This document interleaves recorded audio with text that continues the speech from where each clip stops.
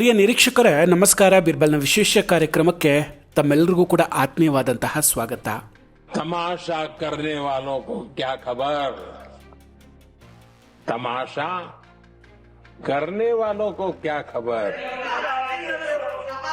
हमने कितने तूफानों को पार कर दिया जलाया है.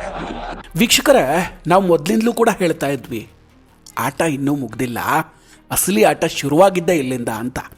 ಮೋದಿಜಿ ಹಾಗೂ ಅಮಿತ್ ಶಾ ಅವರು ಗೋದ್ರಾದಂತಹ ಸುಂಟರ್ ಗಾಳಿಯನ್ನೇ ಎದುರಿಸ್ಕೊಂಡು ಬಂದವರು. ಇನ್ನು ಇದೆಲ್ಲ ಯಾವ ಲೆಕ್ಕ?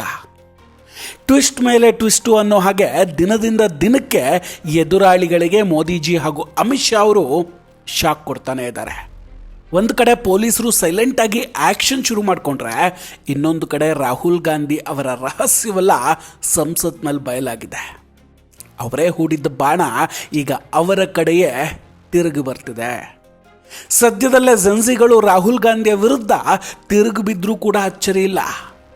ಯಾಕೆ ಏನು ಎಲ್ಲವನ್ನು ಕೂಡ ವಿಡಿಯೋದಲ್ಲಿ ಡಿಟೇಲಾಗಿ ಮಾತಾಡ್ತಾ ಹೋಗ್ತೀನಿ. ವಿಡಿಯೋವನ್ನು ಕೊನೆವರೆಗೂ ಮಿಸ್ ಮಾಡದೆ ನೋಡಿ. ಇನ್ನೂ ಕೂಡ ನಮ್ಮ ಬೀರ್ಬಲ್ ಚಾನಲನ್ನು ಸಬ್ಸ್ಕ್ರೈಬ್ ಮಾಡಿಲ್ಲ ಅಂದರೆ ಈ ಕೂಡಲೇ ಸಬ್ಸ್ಕ್ರೈಬ್ ಮಾಡಿ ಹಾಗೂ ಬೆಲ್ ಐಕಾನನ್ನು ಕ್ಲಿಕ್ ಮಾಡಿ. ವೀಕ್ಷಕರ, ಒಬ್ಬ ವಿದ್ಯಾರ್ಥಿ ಹಗಲು ರಾತ್ರಿ ಕಷ್ಟಪಟ್ಟು ಓದಿ ಪರೀಕ್ಷೆ ಬರೀತಾನೆ. ಆದರೆ ಫಲಿತಾಂಶ ಬರುವ ಮೊದಲೇ ಪೇಪರ್ ಲೀಕ್ ಆಗಿದೆ ಅನ್ನೋ ಸುದ್ದಿ ಬಂದುಬಿಡುತ್ತೆ. ಈ ನೋವು ವಿದ್ಯಾರ್ಥಿಗೆ ಮತ್ತು ಆತನ ಕುಟುಂಬಕ್ಕೆ ಮಾತ್ರ ಗೊತ್ತು. ಇಂತಹ ಪೇಪರ್ ಲೀಕ್ ಮಾಫಿಯಾವನ್ನು ಬುಡ ಸಮೇತ ಕಿತ್ತಾಕಬೇಕು. ಅದಕ್ಕಾಗಿಯೇ ಮೋದಿಜಿ ಸರ್ಕಾರ ಸಂಸತ್ನಲ್ಲಿ ಅತ್ಯಂತ ಕಠಿಣವಾದ ಪಬ್ಲಿಕ್ ಎಕ್ಸಾಮಿನೇಷನ್ ತಿದ್ದುಪಡಿ ಮಸೂದೆಯನ್ನು ಮಂಡಿಸುತ್ತೆ. ಆದರೆ ದುರಂತ ಏನು ಗೊತ್ತಾ? ವಿದ್ಯಾರ್ಥಿಗಳ ಪರ ಅಂತ ಮೈಕೈ ಪರಚಿಕೊಳ್ಳುವಂತಹ ರಾಹುಲ್ ಗಾಂಧಿ ಅವರು ನೀಟ್ ಪರೀಕ್ಷೆಯ ವಿರುದ್ಧ ಪ್ರಧಾನಿ ನಿವಾಸದ ಮುಂದೆ ಹೊರಳಾಡಿದ ಇದೇ ವಿರೋಧ ಪಕ್ಷದ ನಾಯಕ, ಜೊತೆಗೆ ವಿರೋಧ ಪಕ್ಷದವರೆಲ್ಲರೂ ಕೂಡ ಈ ಮಸೂದೆಯನ್ನು ಪಾಸ್ ಮಾಡೋದಕ್ಕೆ ಬಿಡ್ತಾ ಇಲ್ಲ. माननीय सदस्यगण, जो भी माननीय सदस्य इस विधेयक पर बोलना चाहते हैं, प्रश्न ये कि विधेयक को पुरस्तापित करने की अनुमति प्रदान की जाए. जो सदस्य इसके प्रश्न हाँ गए, जो सदस्य विरोध में ना गए, मेरे विचार में निर्णय हाँ वालों के पक्षवा अनुमति प्रदान की. ಸಂಸತ್ನಲ್ಲಿ ನಿನ್ನೆ ಅಧಿವೇಶನ ತುಂಬ ಇಂಟ್ರೆಸ್ಟಿಂಗ್ ಆಗಿತ್ತು. ರಾಹುಲ್ ಗಾಂಧಿ ಅವರ ಬಣ್ಣ ಕೂಡ ಬಯಲಾಯಿತು. ಕೇಂದ್ರ ಸಚಿವ ಜಿತೇಂದ್ರ ಸಿಂಗ್ ಅವರು ಪೇಪರ್ ಸೋರಿಕೆಯನ್ನು ತಡೆಯುವ ಉದ್ದೇಶದಿಂದ ಅತ್ಯಂತ ಪ್ರಭಾವಶಾಲಿ ತಿದ್ದುಪಡಿಗಳನ್ನು ಒಳಗೊಂಡಂತಹ ಬಿಲ್ಲನ್ನು ಮಂಡಿಸ್ತಾರೆ. ಸಾಮಾನ್ಯವಾಗಿ ದೇಶದ ಹಿತದೃಷ್ಟಿಯಿಂದ ಇಂತಹ ಮಸೂದೆಗಳಿಗೆ ಎಲ್ಲ ಪಕ್ಷಗಳು ಕೂಡ ಬೆಂಬಲ ನೀಡಬೇಕು. ಅದರಲ್ಲೂ ಮೊನ್ನೆ ನಡೆದಂತಹ ನೀಟ್ ಪರೀಕ್ಷೆಯ ವಿರುದ್ಧದ ಹೋರಾಟದಲ್ಲಿ ಇಷ್ಟೆಲ್ಲ ಹೋರಾಡಿದವರು. ಆದರೆ ವಿಚಿತ್ರ ಏನು ಗೊತ್ತಾ? ಇವರು ಯಾರು ಕೂಡ ಈ ಬಿಲ್ ಪರವಾಗಿ ನಿಲ್ಲೋದಿಲ್ಲ. ನೋಡಿ, ನಮಗೆ ಒಂದು ನೆನಪಾಗ್ತಾ ಇದೆ. 2024ರಲ್ಲಿ ಇದೇ ಪೇಪರ್ ಲೀಕ್ ಕಾನೂನು ಮೊದಲ ಬಾರಿಗೆ ಬಂದಾಗಲೂ ಕೂಡ ಇವರು ಇದೇ ರೀತಿ ಗದ್ದಲ ಮಾಡಿದ್ರು. ಅಂದರೆ ಇವ್ರಿಗೆ ಕಾನೂನು ಗಟ್ಟಿಯಾಗೋದು ಬೇಕಾಗಿಲ್ಲ. ಇವ್ರಿಗೆ ಬೇಕಿರೋದು ಕೇವಲ ರಾಜಕೀಯ ರೊಟ್ಟಿ ಬೇಯಿಸ್ಕೊಳ್ಳೋದು ಮಾತ್ರ. ವಿರೋಧ ಪಕ್ಷದವ್ರಿಗೆ ಕೇಳ್ತಾ ಇದ್ದಾರೆ ಪ್ಯಾಲೆಟ್ ಗನ್ ಬಗ್ಗೆ ಉತ್ತರಿಸಿ ಅಂತ. ಅಮಿತ್ ಶಾ ಅವರು ಅದಕ್ಕೆ ಉತ್ತರಿಸ್ಬೇಕು, ಇದಕ್ಕೆ ಉತ್ತರಿಸ್ಬೇಕು ಅಂತ ಬೊಬ್ಬೆ ಆಗ್ತಾ ಇದ್ದಾರೆ. ಆದರೆ ಅಸಲಿ ವಿಷಯವಾದ ಪೇಪರ್ ಲೀಕ್ ತಡೆ ಕಾನೂನಿನ ಮೇಲೆ ಚರ್ಚೆ ಮಾಡೋದಕ್ಕೆ ಇವ್ರು ಯಾರಿಗೂ ಕೂಡ ಟೈಮ್ ಇಲ್ಲ. ಸೊ ಅದಕ್ಕೆ ಹೇಳಿದ್ದು, ಈಗ ಜೆನ್ಸಿಗಳು ರಾಹುಲ್ ಗಾಂಧಿ ಅವರ ವಿರುದ್ಧವೇ ತಿರುಗಿ ಬೀಳ್ತಾರ ಅಂತ. ನೋಡಿ, ಸದನದ ಕಲಾಪಗಳನ್ನು ಪದೇ ಪದೇ ಮುಂದೂಡಲಾಗುತ್ತೆ. ಮಧ್ಯಾಹ್ನ 12 ಗಂಟೆ, ನಂತರ 3 ಗಂಟೆ, ಆಮೇಲೆ 5 ಗಂಟೆ, ಕೊನೆಗೆ ದಿನ ಇಡೀ ಕೂಡ ವ್ಯರ್ಥ ಆಗೋಯ್ತು. ಲಕ್ಷಾಂತರ ವಿದ್ಯಾರ್ಥಿಗಳ ಪರವಾಗಿ ಮೊಸಳೆ ಕಣ್ಣೀರು ಸುರಿಸುವಂತಹ ಅಖಿಲೇಶ್ ಯಾದವ್ ಹಾಗೂ ರಾಹುಲ್ ಗಾಂಧಿ ಅವರೇ, ನಿಮ್ಮ ಸಂಸದರಿಗೆ ಯಾಕೆ ಈ ಬಿಲ್ ಮೇಲೆ ಚರ್ಚೆ ಮಾಡೋದಕ್ಕೆ ಸೂಚಿಸಿಲ್ಲ? ಹಾಗಾದರೆ ಇದರ ಅರ್ಥ ತುಂಬ ಸಿಂಪಲ್ಲು. ಈ ಪೇಪರ್ ಲೀಕ್ ಜಾಲದಲ್ಲಿ ಸಿಕ್ಬಿದ್ದಿರುವಂತಹ ಅನೇಕ ಚೋರ್ ಚಿಕ್ಕಡ್ಗಳು ಅಥವಾ ಅಪರಾಧಿಗಳು ಯಾವುದೋ ಒಂದು ರೀತಿಯಲ್ಲಿ ಈ ವಿರೋಧ ಪಕ್ಷಗಳೊಂದಿಗೆ ಕನೆಕ್ಷನ್ ಏನಾದರೂ ಇಟ್ಕೊಂಡಿದ್ದಾರಾ? ಖಂಡಿತ ಇವ್ರು ಮಾಡ್ತಿರೋದು ನೋಡಿದ್ರೆ ಈ ಥರದ ಅನುಮಾನ ಮೂಡುತ್ತೆ. ವೀಕ್ಷಕರೇ, ಇನ್ನೊಂದು, ಇಲ್ಲಿ ಧರ್ಮೇಂದ್ರ ಪ್ರಧಾನ್ ಅವರನ್ನು ಇಷ್ಟೊಂದು ಟಾರ್ಗೆಟ್ ಮಾಡ್ತಿರೋದು ಯಾಕೆ? ಇಲ್ಲೊಂದು ದೊಡ್ಡ ರಹಸ್ಯವೇ ಇದೆ. ಧರ್ಮೇಂದ್ರ ಪ್ರಧಾನ್ ಅವರ ರಾಜೀನಾಮೆಯನ್ನು ಕೇವಲ ಪೇಪರ್ ಸೋರಿಕೆಗ ಕೇಳ್ತಾ ಇಲ್ಲ, ಅದರ ಹಿಂದೆ ಒಂದು ಸೈದ್ಧಾಂತಿಕ ಯುದ್ಧ ಇದೆ. ಈ ದೇಶದಲ್ಲಿ ದಶಕಗಳ ಕಾಲ ಮೊಘಲರ ವೈಭವೀಕರಣ ಮತ್ತು ಎಡಪಂಥೀಯ ಸಿದ್ಧಾಂತಗಳನ್ನು ಪಠ್ಯ ಪುಸ್ತಕಗಳ ಮೂಲಕ ಮಕ್ಕಳ ತಲೆಗೆ ತುಂಬಿಸಲಾಗ್ತಾ ಇತ್ತು. ಧರ್ಮೇಂದ್ರ ಪ್ರಧಾನ್ ಅವರು ಶಿಕ್ಷಣ ಸಚಿವರಾದ ಮೇಲೆ ಅಂತಹ ವಿವಾದಾತ್ಮಕ ಮತ್ತು ತಪ್ಪು ಇತಿಹಾಸವನ್ನು ಪಠ್ಯಕ್ರಮದಿಂದ ಕಿತ್ತೆಸೆತಾರೆ.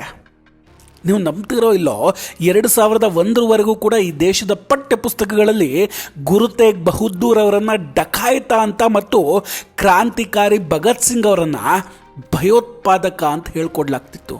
ಇದರ ಡೀಟೇಲ್ಸು ಇನ್ನೂ ಕೂಡ ನ್ಯಾಷನಲ್ ಆರ್ಕೈವ್ಸ್ನಲ್ಲಿ ಸಿಗುತ್ತೆ, ಬೇಕಾದರೆ ಚೆಕ್ ಮಾಡ್ಬೋದು.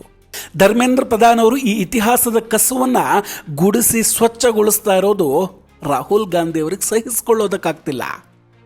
ಅದಕ್ಕಾಗಿ ಅವರು RSS ಸಿದ್ಧಾಂತವನ್ನು ಹೇರ್ತಿದ್ದಾರೆ ಅಂತ ಆರೋಪಿಸ್ತಾ ಇದ್ದಾರೆ. ಅಸಲಿಗೆ ಇಲ್ಲಿ ನಡೀತಾ ಇರೋದು ಶಿಕ್ಷಣದ ಶುದ್ಧೀಕರಣ ಅಷ್ಟೇ ವೀಕ್ಷಕರೇ. ಸಂಸತ್ನಲ್ಲಿ ಇನ್ನೊಂದು ಮಜವಾದ ಬೆಳವಣಿಗೆ ಕೂಡ ನಡೀತು. ಜೈರಾಮ್ ರಮೇಶ್ ಅವರು ಧರ್ಮೇಂದ್ರ ಪ್ರಧಾನ್ ಅವರಿಗೆ ಟಾಂಗ್ ಕೊಡೋದಕ್ಕೆ ಪ್ರಯತ್ನ ಪಡ್ತಾರೆ.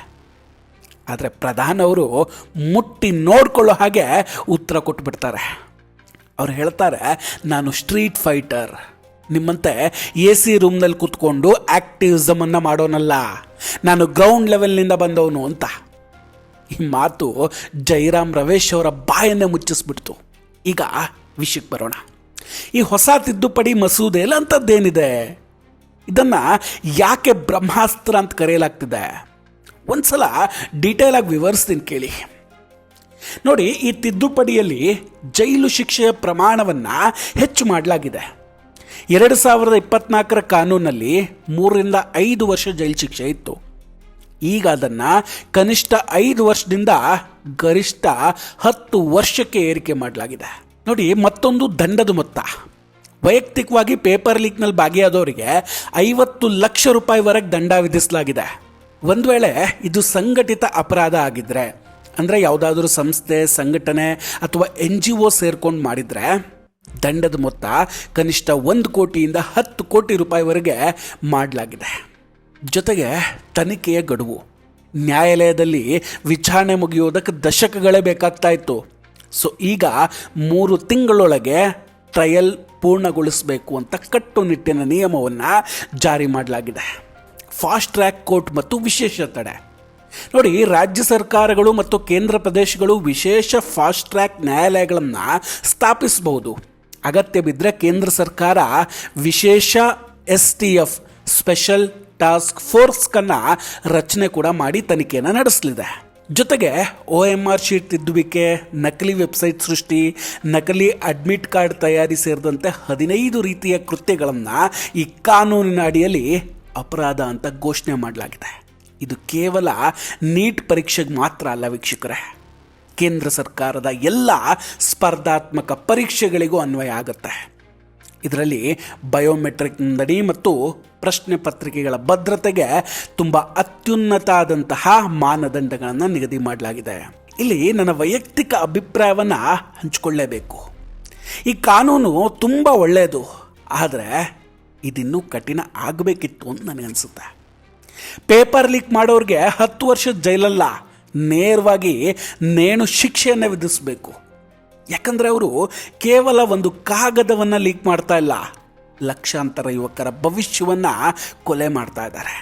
ಮತ್ತೊಂದು ಮುಖ್ಯ ವಿಷಯ, ಪೋಷಕರು ತಮ್ಮ ಮಕ್ಕಳು ಹೇಗಾದರೂ ಮಾಡಿ ಡಾಕ್ಟರು, ಇಂಜಿನಿಯರು ಆಗಲಿ ಅಂತ ಶಾರ್ಟ್ಕಟ್ ಹುಡುಕುವ ಪೋಷಕರಿಗೆ ಏನಂತ ಹೇಳಬೇಕು ಹೇಳಿ? ಇಂತಹ ಲೀಕ್ ಆದ ಪೇಪರ್ ಖರೀದಿಸುವ ಪೋಷಕರಿಗೂ 10 ವರ್ಷ ಶಿಕ್ಷೆಯನ್ನು ನೀಡಲೇಬೇಕು. ನೀವು ಮಾರುಕಟ್ಟೆಯಲ್ಲಿ ಯಾವುದಾದ್ರೂ ವಸ್ತುವನ್ನು ಕೊಳ್ತೀರಿ ಅಂದರೆ ಅದರ ಅರ್ಥ ಅಲ್ಲಿ ಮಾರುವವನಿದ್ದಾನೆ ಅಂತ. ಗ್ರಾಹಕನೇ ಇಲ್ದಿದ್ರೆ ವ್ಯಾಪಾರ ಹೇಗೆ ನಡೆಯುತ್ತೆ? ಸೊ ಯಾರು ಪೇಪರನ್ನು ಖರೀದಿಸ್ತಾರೋ ಅವರು ಅಂತಿಮ ಗ್ರಾಹಕರು, ಅವ್ರ ಮೇಲೆ ಕೂಡ ಕಠಿಣ ಕ್ರಮ ಜರುಗಿಸಲೇಬೇಕು.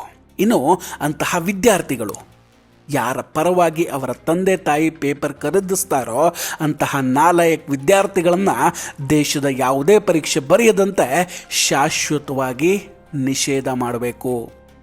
ಆಗ ಮಾತ್ರ ಈ ಪಿಡುಗು ನಿಲ್ಲುತ್ತೆ. ಆದರೆ ಹೋರಾಟ ಮಾಡುವಂತಹ ವಿರೋಧ ಪಕ್ಷಗಳು ಇದ್ಯಾವುದನ್ನು ಕೂಡ ಜಾರಿಗೆ ತರೋದಕ್ಕೆ ಬಿಡದೇ ಇರೋದು ನಿಜಕ್ಕೂ ವಿಚಿತ್ರ ಅನಿಸುತ್ತೆ. ಕೊನೆಯದಾಗಿ ಒಂದು ಮಾತು ವೀಕ್ಷಕರೇ, ಇವತ್ತು ಪೇಪರ್ ಲೀಕ್ ಬಗ್ಗೆ ಮಾತನಾಡುವಂತಹ ಕಾಂಗ್ರೆಸ್ನವರು ಒಮ್ಮೆ ಹರಿಯಾಣದ ಇತಿಹಾಸವನ್ನು ಕೇಳಿ ನೋಡಿ. ಅಲ್ಲವರ ಕಾಲದಲ್ಲಿ ಹೇಗೆ ಪರ್ಚಿ ಸಿಸ್ಟಮ್ ಅಂದರೆ ಶಿಫಾರಸು ಪತ್ರದ ವ್ಯವಸ್ಥೆ ನಡೀತಿತ್ತು ಅನ್ನೋದು ಎಲ್ರಿಗೂ ಗೊತ್ತು. ಇನ್ನು ಅಖಿಲೇಶ್ ಯಾದವ್ ಈತ ಸ್ವಲ್ಪ ನಕಲು ಮಾಡೋ ತಪ್ಪಲ್ಲ ಅಂತ ಹೇಳಿಕೆಯನ್ನು ನೀಡಿದ್ದನ್ನು ಈ ದೇಶ ಮರೆಯೋ ಹಾಗಿಲ್ಲ. ಆದರೆ ಇವತ್ತು ಕಾಲ ಬದಲಾಗಿದೆ. ಮೋದಿ ಸರ್ಕಾರ ಪಾರದರ್ಶಕತೆ ತರೋದಕ್ಕೆ ಪ್ರಯತ್ನ ಪಡ್ತಾ ಇದೆ. ಈ ಯುದ್ಧದಲ್ಲಿ ನಾವೆಲ್ಲರೂ ಸರ್ಕಾರದ ಪರವಾಗಿ ನಿಲ್ಲಬೇಕಿದೆ. ಈ ವಿಡಿಯೋ ನಿಮಗಿಷ್ಟ ಆಗಿದ್ದರೆ ದಯವಿಟ್ಟು ಲೈಕ್ ಮಾಡಿ ಹಾಗೂ ಶೇರ್ ಮಾಡಿ. ನಿಮ್ಮ ಅಭಿಪ್ರಾಯವನ್ನು ಕಮೆಂಟ್ ಮಾಡಿ ತಿಳಿಸಿ. ಇನ್ನೂ ಕೂಡ ನಮ್ಮ ಬೀರ್ಬಲ್ ಚಾನಲನ್ನು ಸಬ್ಸ್ಕ್ರೈಬ್ ಮಾಡಿಲ್ಲ ಅಂದರೆ ಈ ಕೂಡಲೇ ಸಬ್ಸ್ಕ್ರೈಬ್ ಮಾಡಿ ಹಾಗೂ ಬೆಲ್ ಐಕಾನನ್ನು ಕ್ಲಿಕ್ ಮಾಡಿ. ನಮಸ್ಕಾರ, ಟೇಕ್ ಕೇರ್ ಆ್ಯಂಡ್ ಬಾಯ್. ಮತ್ತೆ ಭೇಟಿಯಾಗೋಣ. ಜೈ ಹಿಂದ್.